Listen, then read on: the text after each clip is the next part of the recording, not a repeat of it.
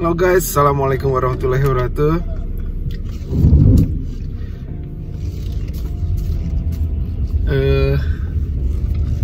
Jadi akhir-akhir ini hujan guys di Jepang.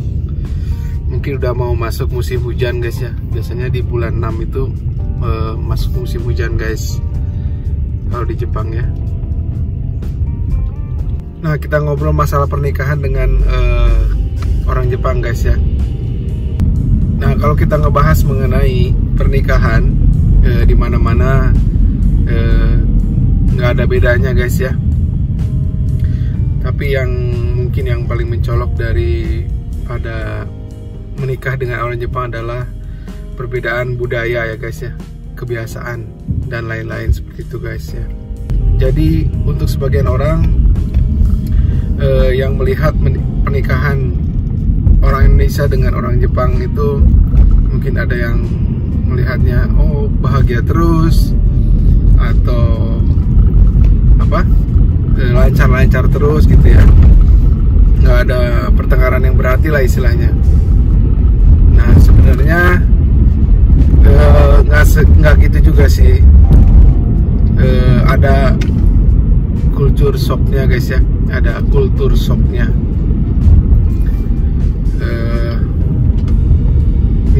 Misal aku nih ya, dari awal pernikahan apa sih kultur shocknya gitu guys. Ini juga pertanyaan yang ditanyakan sama subscriberku ya guys ya. Bang, ada kultur shocknya gak? Tanya ketika awal-awal pernikahan atau sekarang gitu. Aku bilang sih ada sih sedikit, cuma aku ke Jepang tahun 98, tahun 1958. Jadi sekitar 23 tahun yang lalu ya ke Jepang. Nah, di situ aku sekitar 2 tahunan ya di Jepang. Nah, aku melihat budaya Jepang memang beda. Ya banyaklah perbedaan dengan Indonesia. Jadi di situ aku sudah mulai belajar budaya orang Jepang sendiri. Nah, hanya saja kebiasaan atau adat istiadat atau budaya ketika menikah dengan orang Jepang memang nggak belajar ya, nggak tahu lah, aku juga nol besar gitu. Nah, setelah menikah dengan istriku di tahun 2008, 10 tahun kemudian lah istilahnya. Jadi aku ada sih mengenai mengurus anak, cara mengurus anak itu sedikit waktu itu mengganggu lah istilahnya, karena aku juga belum pernah punya anak sebelumnya di Indonesia ya. Jadi nggak tahu juga gimana cara ngurus anak gitu. Jadi kami memang belajar sama-sama dari nol untuk mengurus anak dan lain-lain gitu. Ya adalah cekcok dikit lah gitu ya. Jadi misal lebih banyak memberikan waktu ke anak gitu ya. Padahal aku pengen waktu itu awal-awal menikah itu pengen ngebut gitu, masalah pekerjaan, masalah karir itu pengen kalau bisa dari pagi sampai tengah malam lah kerja gitu, seperti itu pengennya. Tapi kenyataannya bahwa waktu itu istri juga belum terlalu siap untuk menjadi seorang ibu yang full mengurus anak gitu. Jadi agak repot juga, mungkin dia agak stres juga gitu. Jadi intinya fokus kerja gitu, padahal anak juga baru masih kecil gitu, istilahnya baru lahir. Kok nggak nyisihin waktu buat ngurus anak juga gitu, kok aku sendiri gitu. Nah, di situ memang aku bukan kultur shock ya, bukan kultur shock. Cuma ini masalah ya di mana-mana lah, sama lah, mungkin di Indonesia juga sama. Mungkin jeritan hati seorang istri guys ya, yang mengurus anaknya fokus full gitu guys ya.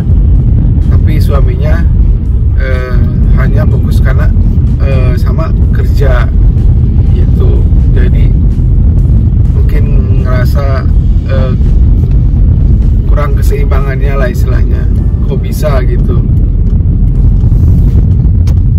Itu jadi aku sampai awal-awal kerja itu dari Senin sampai Sabtu aku kerja. Jadi seminggu tuh 6 kali. Saking pengen banyak dapat duit, saking pengen istilahnya supaya cukup gitu buat memenuhi kebutuhan keluarga. Padahal bukan itu sih sebenarnya. Jadi minimal Sabtu Minggu itu libur ngurus anak gitu ya. Jadi kalau aku Senin sampai Sabtu kerja, hari Minggunya kecapean gitu. Jadi boro-boro ngeliatin atau ngurus anak dan lain-lain, gantian sama istri, boro-boro seperti itu ya.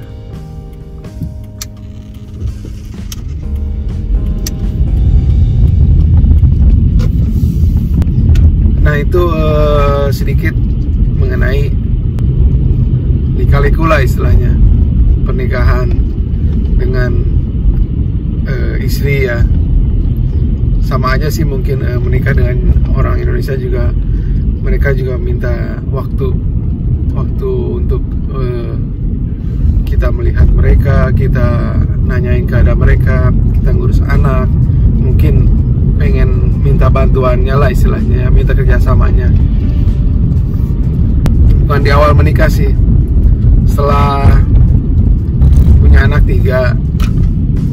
Nah yang si Pipi ya, nah Pipi masih umur 2 tahunan lah kalau nggak salah. Nah istriku dia karena stres katanya di rumah terus selama beberapa tahun ya istilahnya, dari anak pertama, anak kedua, mau anak ketiga ini di rumah terus, nggak pernah kerja. Nah sekarang mau kerja paruh waktu lah istilahnya, paruh waktu. Nah waktu itu aku sih oke aja, selama itu nggak sangat menyita waktu gitu kan. Nah dia cuma kerja paruh waktu selama 4 jam aja, oke lah aku bilang. Tapi lama-kelamaan dia pulang ke rumah kecapean, sering uring-uringan dan lain-lain. Nah di situ aku ngerasa, kok kamu ngapain kerja gitu istilahnya. Kalau memang kurang cukup kebutuhan, ya aku bisa kerja double atau kerja 3 pekerjaan gitu kan, bisa nyari pekerjaan yang lain gitu istilahnya, daripada kamu stres, uring-uringan, dan ujung-ujungnya nyalahin salah sini gitu istilahnya. Kalau kayak gitu mendingan berhenti gitu. Ngapain sih aku bilang seperti itu, karena yang aku tahu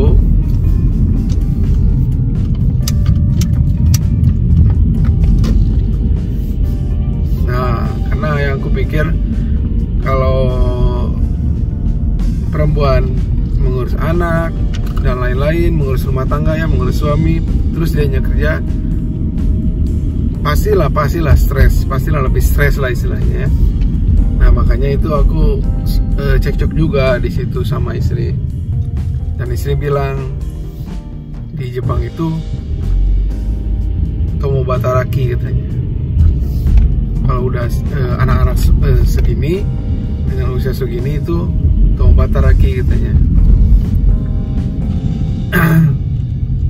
Tomobataraki itu dua-duanya kerja gitu, dan itu budaya yang udah biasa di Jepang itu, karena mungkin biaya hidup yang mahal, jadi dua-duanya kerja. Nah si anak yang paling kecil biasanya dititipkan di nursery day, jadi di tempat penitipan anak, seperti taman kanak-kanak sih sebenarnya, diajarin segala macam ya, tata krama dan lain-lain lah istilahnya.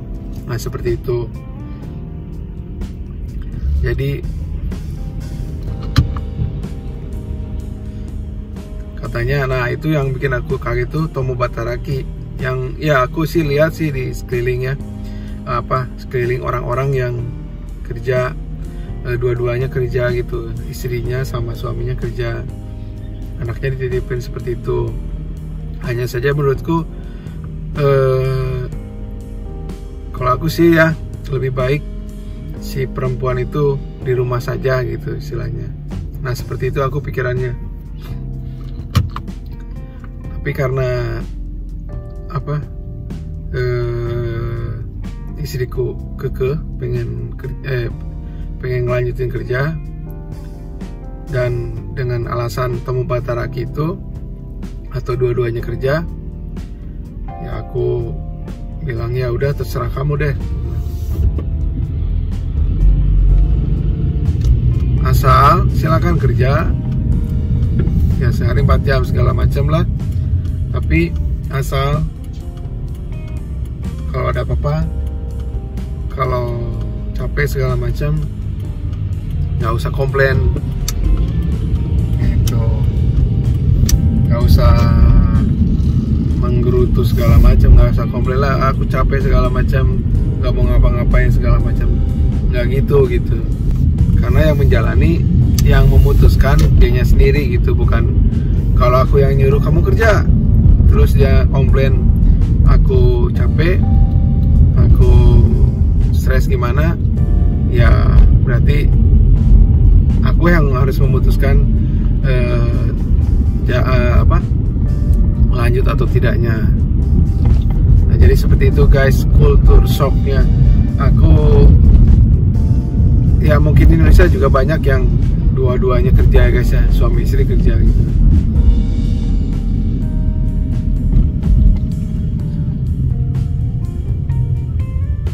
Nah seperti itu guys. Jadi di Jepang tuh rata-rata yang udah menikah itu ya kalau anaknya udah lumayan besar, biasanya Tomo Bataraki itu mulai dilakukan gitu. Nah tapi kalau anaknya masih bayi itu biasanya istrinya full, masih balita lah istilahnya, full itu dia full ngerawat, ngurus gitu. Nah kalau dibilang menikah dengan orang Jepang itu enak-enak aja, senang-senang aja, lancar-lancar aja, nggak juga ya, karena ada beberapa kasus ada beberapa kasus yang memang ya ada yang dari awal nggak disukai sama mertua ya.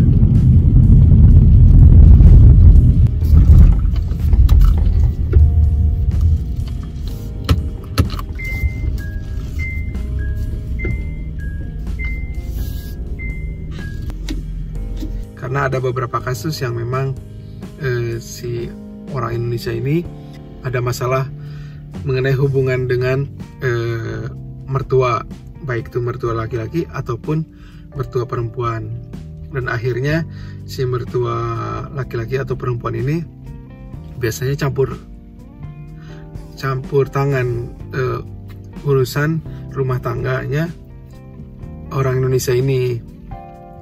Jadi misalkan pekerjaannya kurang menghasilkan, terus itu dikritik, terus si orang Indonesianya ngerasa gimana gitu.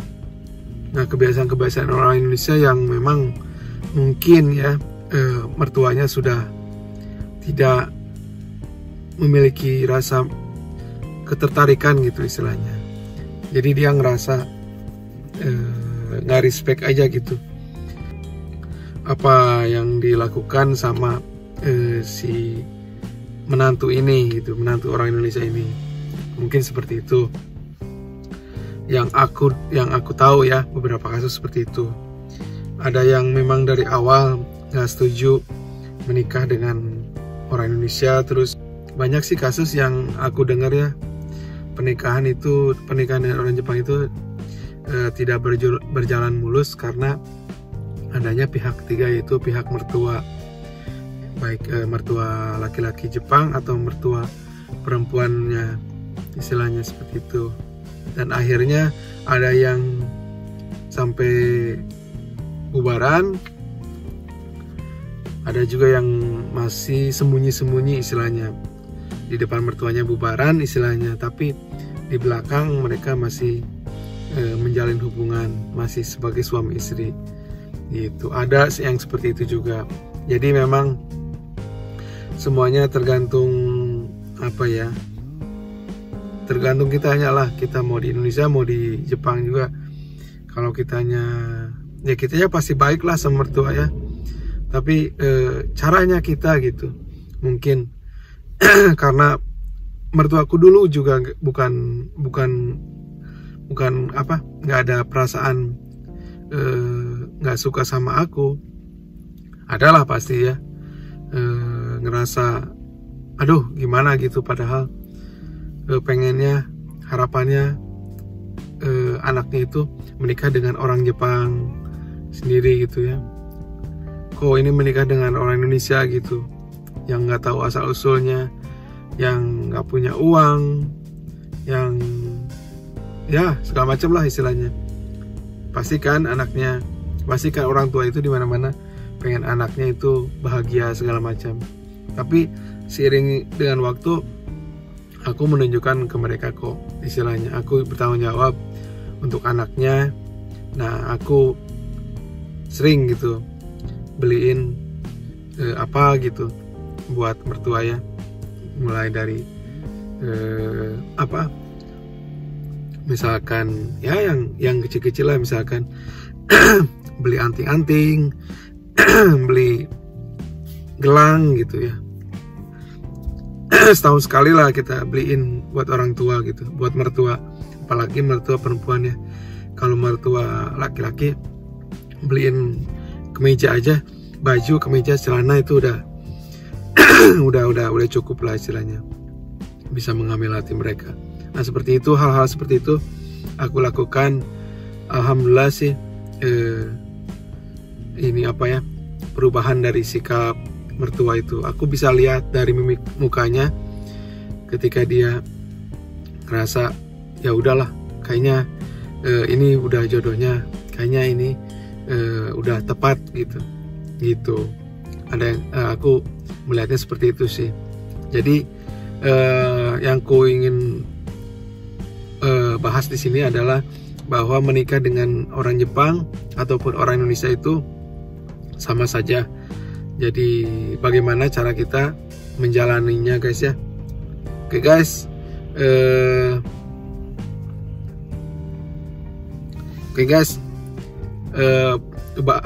ngobrolnya segitu dulu. Aku mau masuk kerja dulu guys ya. Oke guys, assalamualaikum warahmatullahi wabarakatuh. Ciao.